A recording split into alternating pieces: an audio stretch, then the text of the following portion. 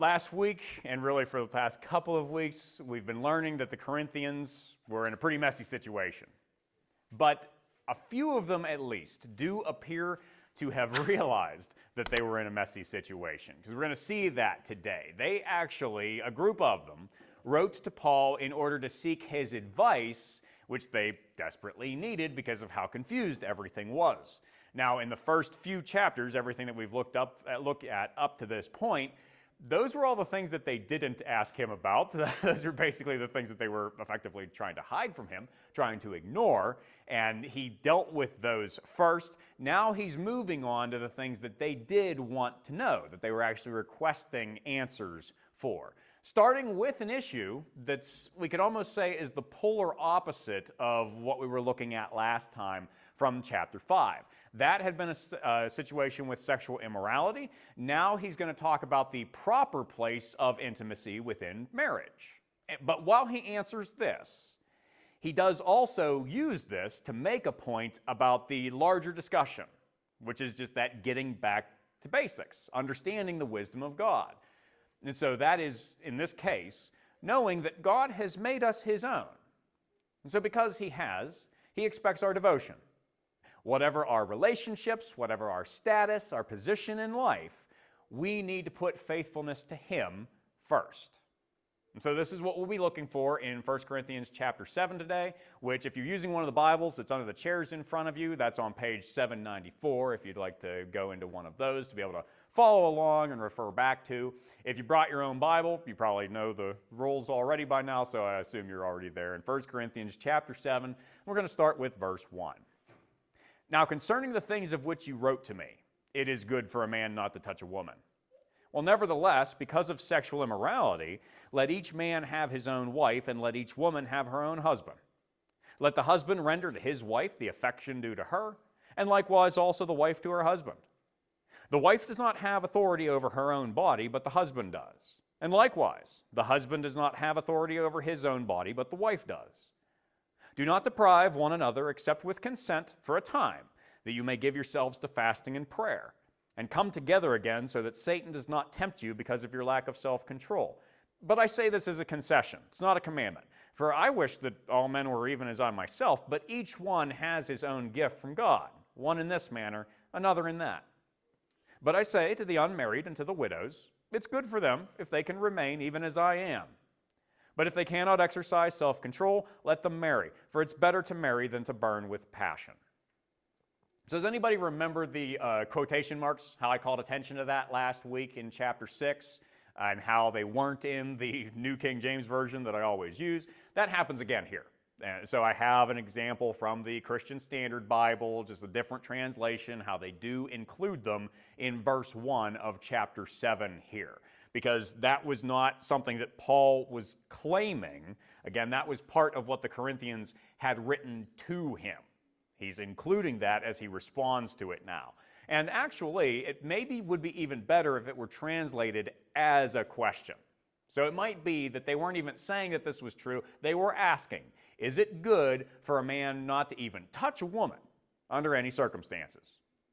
So for them to ask that does suggest that there was at least one group in that church that was fighting over whether that might be the case. That would mean that they were kind of on the opposite side from those who were defending and celebrating the incestuous man from chapter 5 that we spoke about last week. So they're on the opposite side, going, though, way too far in the opposite direction, while ironically making the same basic mistake. What was actually behind both of these positions was the belief that the body, the physical body, does not matter. That physical creation is not actually good. And so, one side thought that that meant, well, since it's not good and it doesn't matter and it's going to be destroyed, you can just do whatever you want. All things are lawful for me.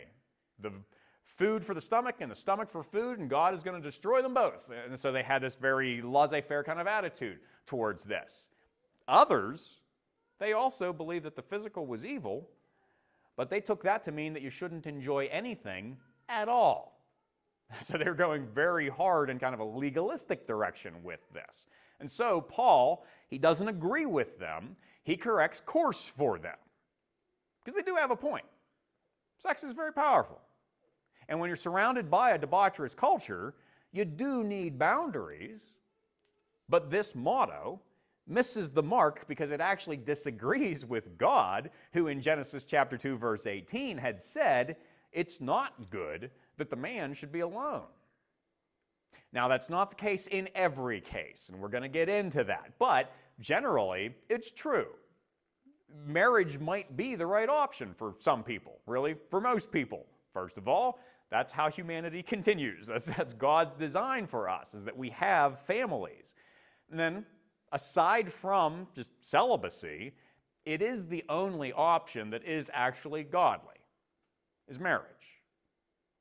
Now, Paul is not saying that avoiding immorality is the only reason to get married. It's just that it's a reason.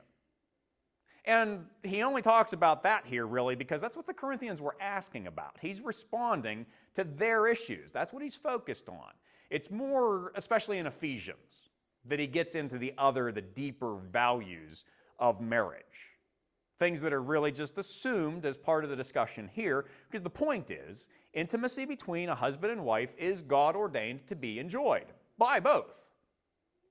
Everything that Paul says here is about mutuality. The husband has his own wife, the wife has her own husband. So he's saying there's not supposed to be polygamy. You're not supposed to be bouncing around from one person to another. It's one man, one woman for life. She owes him her affection. He owes it to her. Each partner has authority over while also belonging to the other person at the same time. The Christian view of marriage is very much one of perfect partnership. It's not about dominance. It's not about control. Now, and as far as that goes into the practical matter of the bedroom, they shouldn't be withholding from one another, is what Paul says here, because really that's a form of warfare in the battle of the sexes. And it doesn't do anyone any good. At best, it should be used for a spiritual purpose, and it should be decided upon mutually. Essentially, he's calling it a form of fasting. He even brings up fasting to go along with this, because fasting is depriving yourself temporarily, not permanently. You're not supposed to just starve yourself, and it's to be temporary in order to be able to focus more on God for that time period. And Paul very specifically also says that he's not even commanding this. It's something that married couples can do for a period of time. It's never something that they have to do. So couples who would try to marry a husband and wife, who would try to make this permanent because they think that that's making them more spiritual, or if it's even like a punishment, as sometimes does occur within marriages, Paul's saying that they're asking for trouble if they do that. And the point, of course, being that sex is not evil. It's actually a gift from God. It just has to be used the way that God intends. And there are other gifts for those who can use them. Marriage is good, it's not required. In fact, Paul, he saw singleness as preferable, at least for himself, and he thinks it was good enough that he didn't mind recommending it to others. He just understands the reality. For those who have a relationship and can't control their desire, marriage is the answer. It just needs to be entered into with the seriousness that it deserves. That's what he goes on to say as we return to chapter 7, now at verse 10. Now to the married I command, yet not I, but the Lord. A wife is not to depart from her husband. Even if she does depart, let her remain unmarried or be reconciled to her husband. And a husband is not to divorce his wife. But to the rest I, not the Lord, say, if any brother has a wife who does not believe, and she's willing to live with him, let him not divorce her. And a woman who has a husband who does not believe, if he's willing to live with her, let her not divorce him. For the unbelieving husband is sanctified by the wife, and the unbelieving wife is sanctified by the husband. Otherwise your children would be unclean, but now they're holy. But if the unbeliever departs, let him depart. A brother or sister is not under bondage in such cases, but God has called us to peace. For how do you know, O wife, whether you will save your husband? Or how do you know, O husband, whether you will save your wife? So when Paul says I don't say this, the Lord says this. That's because he's actually paraphrasing something that Jesus said. He's referring specifically to what would eventually, it wasn't recorded by this point, but eventually got written down as Matthew chapter 19, verses 3 to 9. It says that the Pharisees also came to Jesus, testing him, and saying to him, "Is it lawful for a man to divorce his wife for just any reason?" And he answered and said to them, "Have you not read that he who made them at the beginning made them male and female? And said, for this reason a man shall leave his father and mother and be joined to his wife, and the two shall become one flesh? So then they are no longer two, but one flesh. Therefore what God has joined together, let not man separate." They said to him, "Well, why then did Moses command to give a certificate of divorce and to put her away?" He said to them, "Moses, because of the hardness of your hearts, permitted you to divorce your wives, but from the beginning it was not so. And I say to you, whoever divorces his wife except for sexual immorality and marries another commits adultery, and whoever marries her who is divorced commits adultery." So from the words of Jesus, we understand that for Christians, divorce is supposed to be a non-starter because it's an attempt to undo what God has done. He means it to be a lifelong commitment. Husbands and wives, Christian husbands and wives, need to give it their all. And if they don't, if they do split up for reasons that are not good, then they shouldn't even make it worse by then engaging in what we call serial monogamy. As people jump from one relationship to another in order to really just seek the next source of self-satisfaction. It's all about selfishness. It's never really about love at all. And that's why Jesus says it's actually adultery. Now that was what the Lord had said himself. Paul, when he says, "Now this is me speaking," he's not saying that he disagrees with Jesus. He's saying that he's taking what Jesus said and now he's expanding on it. He's drawing the principle further. Jesus had been speaking in the context of the law of Moses. He was talking to Jewish people who all had a fairly the same pretty much understanding of what marriage is supposed to be and the level of commitment that there is supposed to be there. What he said is still true. In Corinth, there was kind of a new wrinkle that was not being dealt with in the context of what Jesus was talking about. These were pagan people who had a pagan understanding of the marriage relationship, but some of them were being converted to Christianity. They were joining the church, while conversion was making for strange bedfellows quite literally. Because this is kind of like obvious, right? People within a marriage, they don't become Christians at the same time, usually. More often, it's one person and then perhaps the other. And so that can lead to an awkward situation. And the new Christian might be left wondering, if I'm supposed to avoid paganism and immorality and worldliness, does that mean that I should leave my spouse? That's what they were asking. And so Paul said, no. The Christians didn't have to be afraid. Staying with their families didn't threaten their spiritual life. Rather, it allowed them to exercise their spiritual life, to be a sanctifying influence on their spouse and their children. The home, it's considered the first and maybe the most important mission field. Our families are the people that we have the most opportunity to lead to Christ. And if they haven't reached Him yet, they haven't accepted Him yet, but they're willing to be around, they should see the value in that. Christians' frustration with their differences from their family should be overcome by joy for having the chance to help them to understand God's love, to enable them to be able to love more fully. But the key, of course, is if they are willing to be around. If a Christian does everything that they can, but their spouse gives up, then there's really nothing that they can do about that. You can't force somebody to stay. Pushing too hard could actually push them even further away. And so that's what Paul is saying. In that situation, you can just let them go. Which means that there are exceptions to the no divorce rule. Jesus had listed adultery. Paul adds abandonment. They're really both working off of the same principle. This is when one person totally gives up on the marriage. They shatter the bond. They kill it. Well, it's till death do you part. And so that person can be treated as though they have died, effectively. And that's why we recognize another exception, one where a Christian can actually initiate the dissolution. What I'm talking about is abuse. Abuse is abandonment without leaving. And so the believer might be the one who has to do so in that case, but it's not for selfishness, it's for safety. And we have to acknowledge that these things are not the norm in our culture. Adultery, abandonment, abuse. Those are reasons for Christians to not be able to stay in their marriage. Divorces are usually, those things happen, but divorces are not usually sought for those reasons. They're far more trifling than that. Just financial difficulties, and not always seeing eye to eye, some petty disagreements, and the feeling of falling out of love, and so you don't have that personal satisfaction anymore. Those are the sorts of things that most people give up on their marriages for. Christians should be better than that. Too often, Christians are the same, and that actually makes us worse since we know better. And notice that this does kind of fit into the conversation of what Paul is talking about. I'm reading between the lines, but I don't think inappropriately on this. In regards to this case of abandonment that he's using as an example, Paul only speaks of the unbelieving spouse, that if they leave, then a Christian can treat their marriage as over.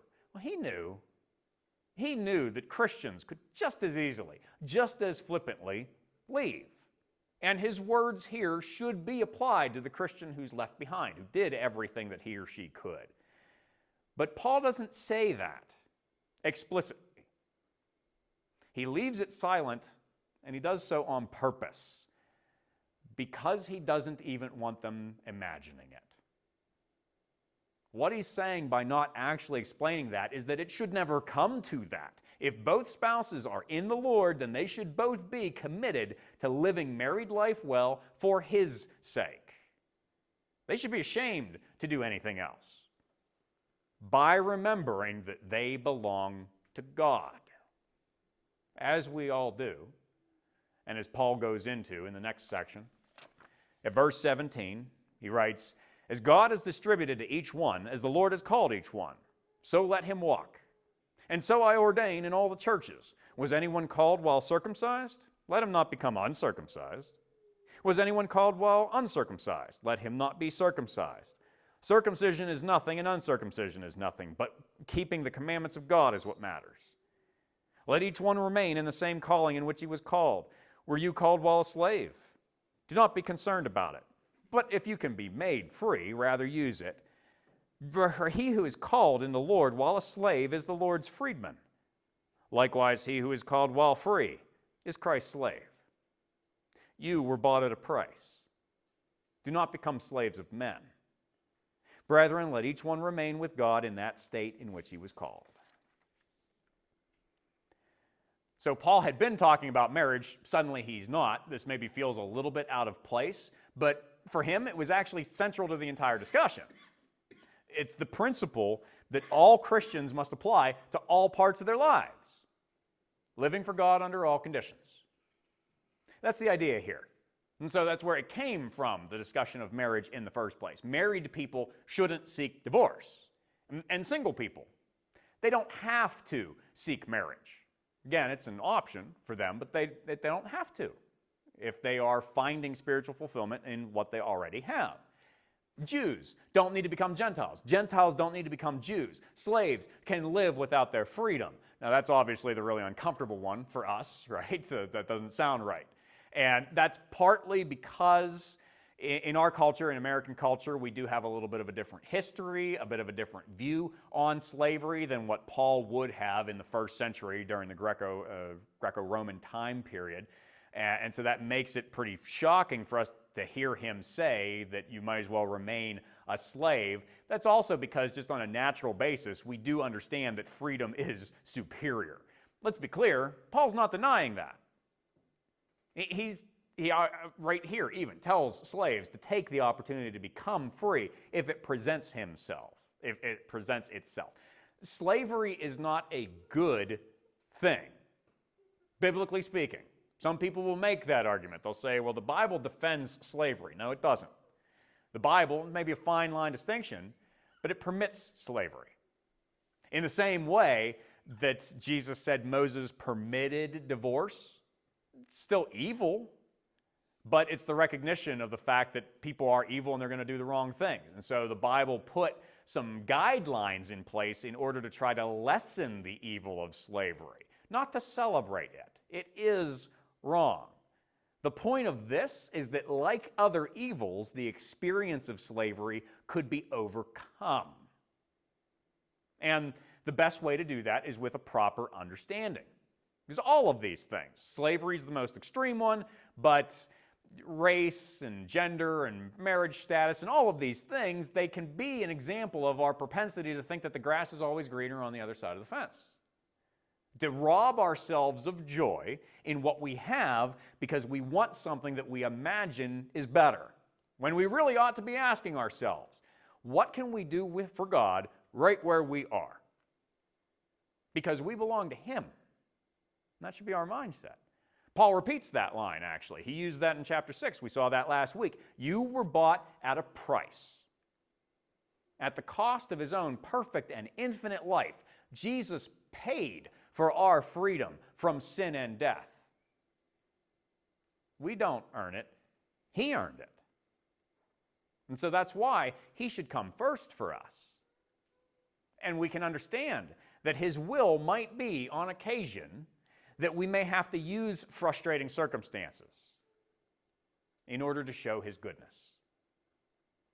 And can remember through those times that if we belong to Christ, then we belong with Him. It is all temporary. We should take comfort from knowing that. And also, do want to be clear, this is not saying we can't seek improvement in our lives. Again, Paul said, if you're a slave, but you can be free, absolutely, go ahead and get free. This isn't fatalism. This isn't a call to just being totally passive and giving up on life. It's simply that we should not be so caught up in what we don't currently have that we miss the value and purpose of what we do. There's a lot of Christians who rationalize waiting to work for the Lord by requiring a better situation. Oh, Lord, I would love to, but I need this house, or I need this job, or I need this relationship, or I need this health issue, or this, that, or the other thing. I can't do anything until this is done for me. No, you can't do what you think you want to do, but you can do something. We can and should work for Him in any situation. And that brings us back around to the topic of marriage. Paul speaks of this again as we go to chapter 7 for the last time at verse 25.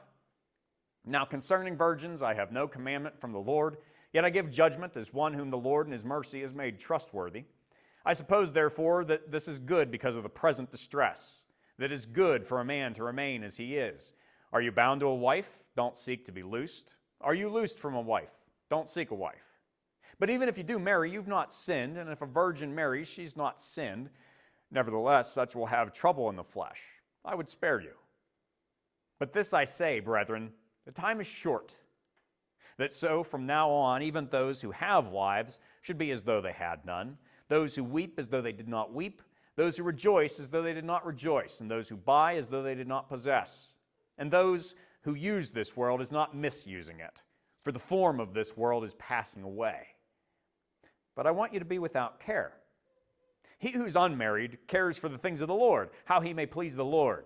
He who is married cares about the things of the world, how he may please his wife. There's a difference between a wife and a virgin. The unmarried woman cares about the things of the Lord, that she may be holy both in body and in spirit, but she who is married cares about the things of the world, how she may please her husband. And this I say for your own profit, not that I may put a leash on you, but for what is proper. You may serve the Lord without distraction. But if any man thinks he's behaving improperly toward his virgin, and if she is past the flower of youth, and thus it must be, let him do as he wishes. He does not sin. Let them marry. Nevertheless, he who stands steadfast in his heart, having no necessity, but has power over his own will, and is so determined in his heart that he will keep his virgin, does well. So then he who gives her in marriage does well. He who does not give her in marriage does better. A wife is bound by law as long as her husband lives. But if her husband dies, she's at liberty to be married to whom she wishes, only in the Lord, have to marry a Christian. But she is happier if she remains as she is, according to my judgment. And I think I also have the Spirit of God. Quite the understatement coming from Paul for emphasis at the end there. Now he's back to the topic of whether to get married, and his answer, somewhat unhelpfully, is it depends. And that's because, again, he doesn't really care. It isn't sin either way. So people need to go in the direction that they are called. It's very much an individual decision. Now again, he has his own preference. What it was that he chose for himself was to remain single so that he could be singularly focused. He points that out as a benefit, but it isn't required. What is required in every situation is living for God. As Christians, we need to be on mission. Now, if you're married, you do have responsibilities to your family. God demands that you fulfill them. But everyone should always be looking to fulfill their primary responsibility to God, which is to share the gospel. That's what we're all called to. And so that's why, again, Paul gives the advice to stay single if you can. It's easier to stay focused if you don't have other commitments. But regardless, we all have to take our chances for Christ where we find them, because the time is short. As so often, Paul puts this in terms of Christ's return.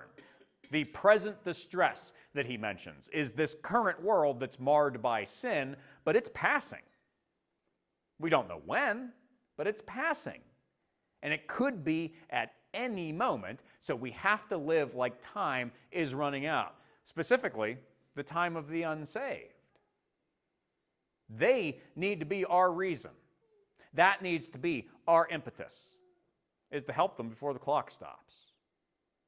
Now, obviously, trying to do that, finding the time for it, it's a little harder to juggle for husbands and wives and parents, because they do have to keep in mind all of what God has called them to.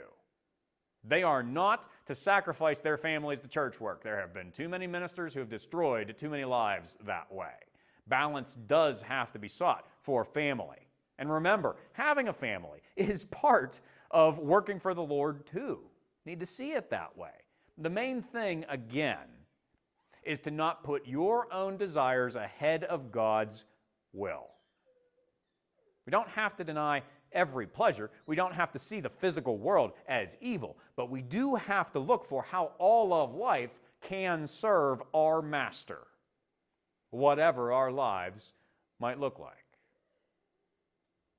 Now, for any unbelievers who are listening to this, maybe you even have a Christian husband or wife, and you've wondered why they stuck by you. Hopefully now you know. It isn't just because God forbids divorce. It's not because they're afraid of punishment. It's because they love you. And they want you to know that God loves you, so that you can embrace that truth and then from it be able to love them more fully as well. But you need to know this too, whether you're married or not, the time is short. The clock will stop, whether it is when Christ returns and then it's completely game over, but even if it's not that, your own life, you will draw your final breath. And all we want as Christians is for you to not be on the losing side. Jesus died for your sins so that death does not have to be the end. You can find forgiveness and life if you'll trust in Him. That the price has been paid and He rose from death in order to prove it. So are you ready to do that today? To acknowledge your need and to accept Him as your Savior and Lord. If you are, this is something that you can do from wherever in the world you may happen to see this. But if anybody is here and wants to do that, then we do have that time set aside to be able to make that public declaration of faith. And so we'll have that after this message is over and during the time that the song plays before communion. And anyone can step forward to be able to have a conversation about that. But to the servants of God, those who are believers, I say to you to make the most of your time, wherever you find yourself, married or single, man or woman, rich or poor. Don't be so focused on what you're missing that you miss what you have. Your Master has work for you to do. He has people for you to reach. maybe even inside your own home. So stay committed to it.